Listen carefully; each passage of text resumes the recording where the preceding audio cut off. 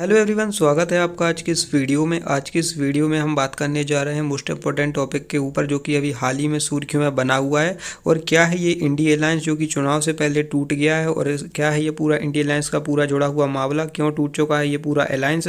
और क्या ये गठबंधन की पूरी ये सरकार जो कि विपक्ष पार्टी के द्वारा बनाई गई थी, उसके बारे में जानेंगे विस्तार से इस वीडियो के माध्यम से। तो ये सभी पार्टियां इकट्ठी विपक्षीदर पार्टियां जो कि सरकार में अभी जैसे एनडीए की सरकार चली है, बीजेपी का अभी शासन है, तो इसकी विपक्षीदर में जितनी पार्टियां हैं, कांग्रेस और अलग अलग पार्टियां हैं जो अपने अपने राज्यों में, तो सब इकट्ठा एकजुट होकर एक गठबंधन करती हैं, जिसमें यहाँ पे जीतेगा इंडिया इस प्रकार से नारा इनिशिएटिव देती हैं।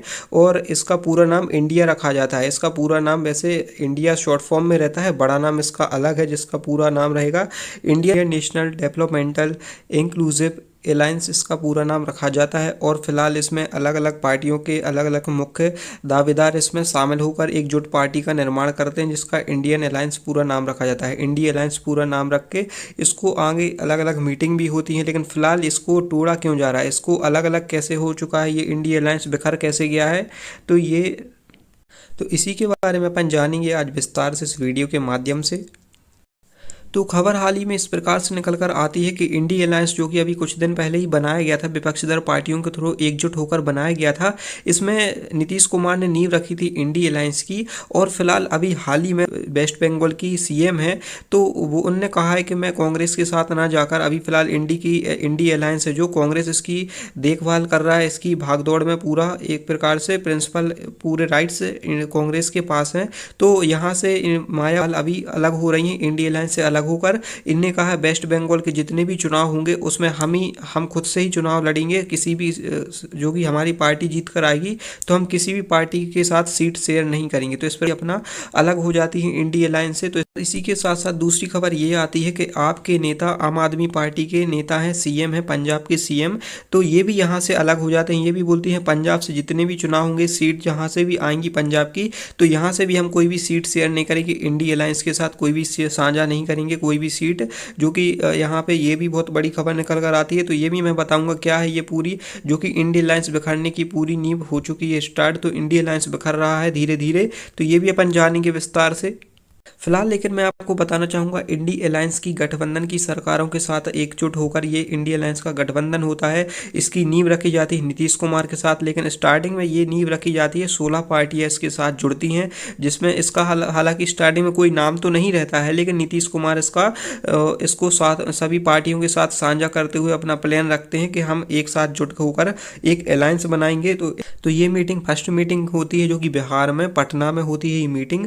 और वहाँ पे चीफ मिनिस्टर जो कि नीतीश कुमार हैं, वो बोलते हैं कि हम, जो कि ये मीटिंग होती है 30 जून को 2023 को ये मीटिंग होती है। और यहाँ पे 16 अपोजिट पार्टियां आती हैं, क्योंकि अभी हाल की सत्ताधार पार्टी तो अभी बीजेपी है, बीजेपी का अभी पूरे केंद्र में शासन है, तो केंद्र सरकार में बीजेपी है। और अलग से ये विपक्ष पार्टियां हैं जो कि अभी हारी हैं अलग अलग राज्यों से, उनको इकट्ठा करके नीतीश कुमार बोलते हैं कि हम एक अलायंस बनाएंगे साथ एकजुट होकर। और उसी बिहार के अंदर जो मीटिंग होती है पटना में, तो उसमें मायावती भी साथ हिस्सेदारी लेती हैं, वहाँ पे भी शामिल होकर। और विपक्ष पार्टी के नेता जो कि यूपी में अभी फिलहाल योगी जी हैं, तो विपक्षी पार्टी के नेता, बहुजन पार्टी के नेता अखिलेश यादव भी वहाँ पे हिस्सेदारी होते हैं, वहाँ पे शामिल होते हैं, उस मीटिंग का हिस्सा बनते हैं, भागीदार बनते हैं। तो वहाँ पे भी ये बोलते हैं, मायावती बोलती है कि हम लोग एक साथ रहेंगे, हम लोग एक साथ आगे बढ़ेंगे, 7 पार्टियाँ इकट्ठा जुट होकर आगे इसमें बहुत आगे तक बढ़ेंगे। और फिलहाल अखिलेश यादव भी बोलते हैं पटना की यह संदेश अच्छा है पटना में इस मीटिंग में, और हम सब मिलकर काम करेंगे और देश को बढ़ाएंगे, देश को बचाएंगे। मतलब किससे बचाना रहेगा, अभी फिलहाल बीजेपी से बचाना रहेगा, क्योंकि विपक्ष अभी जो कि सत्ताधार पार्टी है बीजेपी, तो इनका ये अलग अलग पार्टियों के सबके अलग अलग मुद्दे रहते हैं, क्योंकि वो जो भी पार्टी केंद्र में रहती है, जिसके पास सत्ता रहती है, तो वो विपक्ष पार्टियां उसको घेरती हैं। तो उनका कहना है कि हम बचाएंगे, देश को बचाएंगे बीजेपी पार्टी से, बीजेपी पार्टी के एजेंडों से हम बचाएंगे। तो दूसरी मीटिंग होती है जो कि होती है बेंगलुरु के अंदर, तो बेंगलुरु में होती होती है ये 17 और 18 जुलाई को ये मीटिंग 2023 को होती है। तो वहाँ पे इस पार्टी का, नेशनल पार्टी का यहाँ पे गठन होता है, जिसमें नाम रखा जाता है। वहाँ पे इसका नाम भी दिया जाता है क्या, तो नाम होता है Indian national developmental exclusive alliance, इसका नाम रखा जाता है। और मीटिंग के अंदर यहाँ पे जो कि यूपीए की सरकार में चीफ चेयरपर्सन रहती हैं सोनिया गांधी, इसकी जो कि इसकी एक्सेप्ट करती हैं इसका प्रपोजल का पूरा नाम, और इसी को मेन वहाँ पे एजेंडा बनाते हुए, इस अलायंस का गठबंधन करते हुए इसकी भागदौड़ संभालती हैं सोनिया गांधी। तो सोनिया गांधी के द्वारा इसका नाम रखा जाता है। सभी पार्टियां एकजुट होकर इसकी मीटिंग कंडक्ट कराई जाती है। तो यहाँ पे यूनाइट करा जाता है सभी पार्टियों को, इसका इंडिया अलायंस नाम कर दिया जाता है। और फिलहाल इस मीटिंग के बाद यहाँ पे जो कि ममता बनर्जी हैं वो भी बोलते हैं कि हम इकट्ठा होकर सभी के साथ यहाँ पर इंडिया अलायंस के साथ जुड़ के इकट्ठा साझा करेंगे और हम बीजेपी पार्टी को अच्छे भारी मतों से शिकस्त देंगे। तो इस प्रकार से ये सजेशन उनको अच्छा लगता है मायावती को, तो ये भी साथ आ जाती हैं इंडिया अलायंस के साथ में। तो फिलहाल ये मायावती की जो मीटिंग होती है ये 26 तारीख को होती है, जिसमें नामकरण हो जाता है। और इसके साथ में टोटल पार्टियां हो जाती हैं, टोटल 28 पार्टियां इकट्ठा गठबंधन बना लेती हैं और इंडियन अलायंस इसका नाम हो जाता है। लेकिन सबसे ज़्यादातर जो कि पार्टी में सबसे ज़्यादा सीट किसके पास रहती है, कांग्रेस के पास टोटल लोकसभा की 51 सीटें रहती हैं और राज्यसभा की 30 सीटें रहती हैं। तो पूरी जो कि भागदौड़ या पूरी सब कुछ प्रकार से जिसका प्रिंसिपल बन जाते हैं कांग्रेस वाले, कांग्रेस पार्टी इसकी पूरी भागदौड़ संभालती है और अलग अलग पार्टियां भी इसके साथ जुड़ जाती हैं। तो फिलहाल इन पार्टियों के इकट्ठा होने के बाद 11 पार्टियां और इसमें शामिल होती हैं इंडिया अलायंस के साथ। लेकिन इसमें खास बात यह होती है इन 11 पार्टियों की, इनमें से कोई भी लोकसभा का कोई भी इनके पास सीट नहीं रहती, ना राज्यसभा की सीट रहती है, ना भी कोई इनमें से मंत्री रहता है। तो ये भी अलग अलग छोटी बड़ी पार्टियां इनके साथ शामिल हो जाती हैं और इस पार्टी को इंडिया अलायंस का नाम हो जाता है। फिलहाल अब ये तीसरी मीटिंग होती है जो कि महाराष्ट्र में होती है, मुंबई में, और ये 31 अगस्त से 1 सितंबर तक ये मीटिंग चलती है, जिसमें उद्धव ठाकरे भी इसमें साथ आ जाते हैं, इसमें गठबंधन कर लेते हैं इंडिया अलायंस के साथ। और यहाँ पे ये गठबंधन करते हुए और ये मीटिंग 31 अगस्त से 1 सितंबर तक ये मीटिंग पूर्णतः हो जाती है। और इस मीटिंग में अलायंस में 5 कमेटियों का गठन किया जाता है, जिसमें यहाँ पे अलग अलग बड़े बड़े चेहरों का गठन करते हुए इसमें जो कि कमलनाथ और अखिलेश यादव जैसे बड़े बड़े नेता इसमें शामिल भागीदार बनते हैं। और फिलहाल चौथी मीटिंग का आयोजन होता है यहाँ पे दिल्ली के अंदर, और दिल्ली के अंदर सबसे बड़ी इंडिया अलायंस की पार्टी जो कि ये गठबंधन की ये सभी पार्टियां एकजुट होती हैं और उस सबसे बड़ी पार्टी निकल कर आती है कांग्रेस। तो कांग्रेस पार्टी को लेकर सभी पार्टियों का एक कहना होता है कि हम सीट शेयर इतने इतने प्रकार से करेंगे, क्योंकि छोटे बड़े राज्यों में सभी पार्टियां एक साथ आ जाती हैं, तो सभी पार्टियों की अलग अलग सीटें होती हैं, अलग अलग मंत्री बड़े बड़े होते हैं। तो उनका कहना रहता है कि हम अगले चुनाव जब भी होंगे तो हम इकट्ठा सीट शेयर करेंगे, अलग अलग पार्टी जैसे जीत कर आएंगी, क्योंकि एक ही पार्टी तो हर राज्य में जीत नहीं पा रही है, क्योंकि एक पार्टी से बीजेपी ही पार्टी है जो सब राज्यों में जीत कर आ रही है। और जो कि अलग अलग पार्टियां इंडिया अलायंस की ये विपक्ष वाली पार्टियां हैं,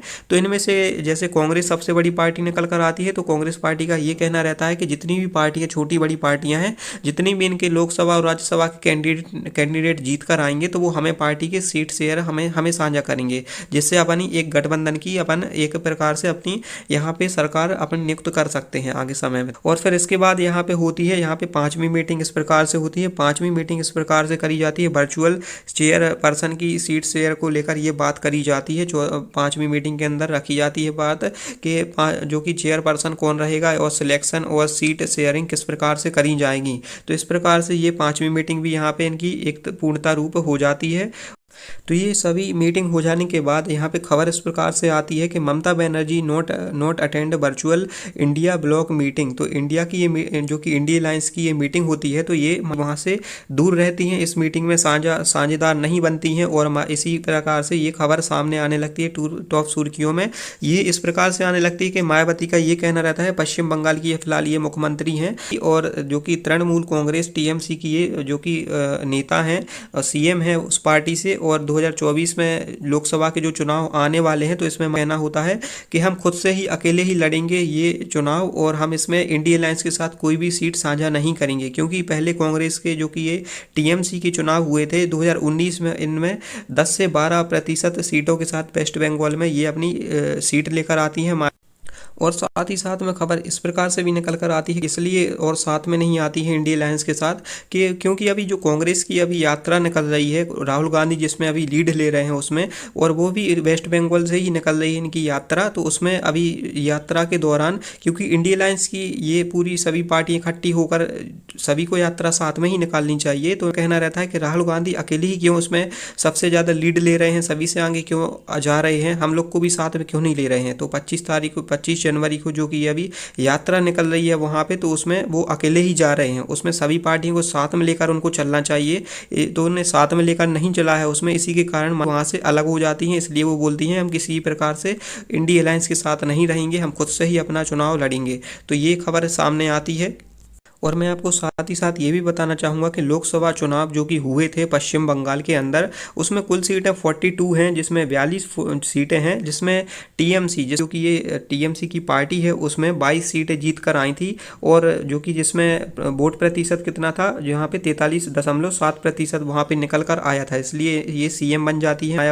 और इन सीटों के साथ ये खुद की सीएम बन जाती है वहाँ की। और बीजेपी की इसी प्रकार से 18 सीटें निकल कर आती हैं और 40.6% के साथ ये वहाँ पे नहीं अपनी सरकार बना पाते हैं। और कांग्रेस वहाँ पे सबसे पीछे रहती है, क्योंकि 2 सीटें ही बस जीत पाती है वहाँ पे, इसलिए कांग्रेस ने साथ में लेने का फैसला लिया। और कांग्रेस वालों ने ये कहा कि हमें सारी सीटें आप शेयर कर दीजिएगा, आधी सीट हमें भी शेयर कीजिए, क्योंकि हम ही सबसे बड़ी पार्टी हैं, इसलिए हमारी सरकार अपन इकट्ठा होकर बनाएंगे। तो ये फैसला वहाँ पे अच्छा नहीं लगता, इसलिए वो बोलती हैं हम खुद ही से ही जीतेंगे और खुद ही अपना वहाँ पे अपनी सरकार बनाएंगे। तो इस प्रकार, और ये बात होती है, इसके साथ दूसरी खबर ये सामने निकल कर आने लगती है, ये भी खबर सुर्खियों में बनने लगती है कि जो कि आपके नेता हैं यहाँ पे फिलहाल, जो कि आपके नेता भगवत मान है नेता वहाँ पे, तो पंजाब के अंदर, तो ये भी वहाँ पे बोलने लगते हैं कि इनकी बात कॉन्फ्लिक्ट हो जाता है, फाइट होने लगती है सीट शेयर को लेकर। तो ये भी बोलते हैं कि हम भी किसी भी प्रकार की सीट शेयर नहीं करेंगे, और हम अपनी पंजाब में जितनी भी 13 सीटें हैं यहाँ पे विधानसभा की, आम आदमी पार्टी की यहाँ पे सीटें हैं,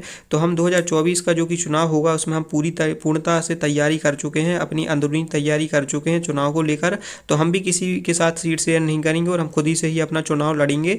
तो पंजाब में टोटल लोकसभा की इतनी सीटों की स्थितियां इस प्रकार से कि 13 सीटें हैं कुल वहां पर, जिसमें यहाँ पे कांग्रेस की 7 सीटें हैं और यहाँ पे भाजपा की 2 सीटें हैं और आपकी 1 सीट है। तो फिलहाल पंजाब के अंदर विधानसभा की सीट कितनी है, तो यहाँ पे 117 सीटें हैं कुल सीटें यहाँ पे, जो कि आपकी यहाँ पे 92 सीटें हैं और यहाँ पे कांग्रेस की 18 सीटें और भाजपा की 2 सीटें हैं। तो इस प्रकार से ये सीटें अभी निकल कर आती हैं वहाँ पे। तो आम आदमी पार्टी का यहाँ पे ये कहना रहता है कि हम खुद से ही 2024 के लोकसभा और विधानसभा के चुनाव में हम खुद ही से ही तैयारी करेंगे और खुद ही से ही हम अपनी सीटें जीत कर लाएंगे और किसी पार्टी को शेयर नहीं करेंगे किसी प्रकार की सीटें। तो इंडिया अलायंस इस प्रकार से बिखरने लगता है एक दूसरे ही में, क्योंकि पार्टियां ही एक दूसरे से अलग अलग जाने लगती हैं, अलग अलग सोच उनकी निकल कर आने लगती है। तो इंडिया अलायंस का एक प्रकार से यहाँ पे फूर्क पड़ने लगती है वहाँ पे एक दूसरे के लिए। और साथ में खबर ये भी निकल कर आती है कि इंडिया अलायंस में जैसे कोई भी पार्टी जीत कर आती है, जैसे पार्टी इकट्ठा होकर जीत भी जाती हैं, तो वहाँ पे पीएम कौन बनेगा, क्योंकि सभी अपनी अपनी पार्टी में बड़े बड़े चेहरे हैं एक दूसरे के लिए, और एक दूसरे को सभी पार्टी अपना चेहरा सामने रखना चाहती है कि हम पीएम बनेंगे, हम पीएम बनेंगे। तो इसमें एक दूसरे को कोई साझा नहीं कर पाता कि कौन पीएम का यहाँ पे साझेदार बन पाएगा। तो पार्टी इसलिए अलग अलग जाने लगती हैं सभी पार्टी एक दूसरे से। और जो कि मैं आपको एक बात और बताना चाहूँगा कि भाजपा जो कि 2019 के चुनाव में भाजपा की सरकार 303 यहाँ पे सीट जीत कर आती है, इसलिए केंद्र शासित यहाँ पे लोकसभा विधानसभा में यहाँ पे उनकी सरकार बन जाती है। और कांग्रेस की वहाँ पे निकल कर आती है 52 सीटें बस निकल कर आती हैं लोकसभा के चुनाव में 2019 में। तो ये 10% के हिसाब से इनकी 10% ही सिर्फ सीटें निकल पाती हैं कांग्रेस की, इसलिए कांग्रेस बहुत पीछे रह जाती है और बाकी अलग छोटी बड़ी पार्टियां अलग अलग सीटें जीत कर आती हैं। तो इसलिए कांग्रेस में, भाजपा तो सरकार में रहती है लेकिन कांग्रेस वालों की भी दूसरी नंबर पे कांग्रेस ही बड़ी पार्टी जानी जाती है। तो कांग्रेस और अलग अलग जो कि इसमें पार्टी इंडिया अलायंस में जुड़कर आई हैं, तो इसमें जो कि अब लोकसभा का चुनाव होगा 2024 में, तो इसमें कोई कंफर्म नहीं हो पा रहा है कि इंडिया अलायंस में कौन पीएम का नेता, पीएम का साझेदार बन पाएगा, पीएम की सीट पे कौन किसको मिल पाएगी। इसलिए सभी पार्टियां खुद से ही अपना अपना चुनाव लड़ रही हैं। तो ये अब देखते हैं आगे की सुर्खियों में क्या खबर निकल कर आती है। और अभी हाल ही में भी सुर्खियों में एक खबर निकल कर आई है कि यहाँ पे जो कि जेडीयू से, बिहार से यहाँ पे नीतीश कुमार भी यहाँ से अलग होकर जो कि पार्टी जेडीयू को छोड़ के अब इंडिया जो कि भारतीय जनता पार्टी के साथ जुड़कर यहाँ पे इन्हें जुड़ लिए हैं और सीएम भी बन चुके हैं, इस्तीफा त्याग चुके हैं यहाँ पे जेडीयू के साथ, और अब इंडिया जो कि बीजेपी में शामिल हो गए हैं, तो यहाँ पे सीएम का दावेदार भी बन चुके हैं। तो अब देखना रहेगा अब क्या होगा इंडिया अलायंस का आगे के समय में, तो ये देखना रहेगा। फिलहाल अभी इसकी लीड फिलहाल कांग्रेस के नेता सिर्फ राहुल गांधी ही संभाल रहे हैं, भागदौड़ जितनी भी है इंडिया अलायंस की। तो अब देखना रहेगा कांग्रेस का क्या दाव पेज रहेंगे अगले 2024 के चुनाव में। तो इस प्रकार से वीडियो में आप सभी के लिए लेकर आया था। तो आई होप आपको वीडियो समझ में आया, तो वीडियो को लाइक करके चैनल को सब्सक्राइब जरूर कर लीजिएगा। सो मिलते हैं किसी नई वीडियो के साथ। So thank you so much.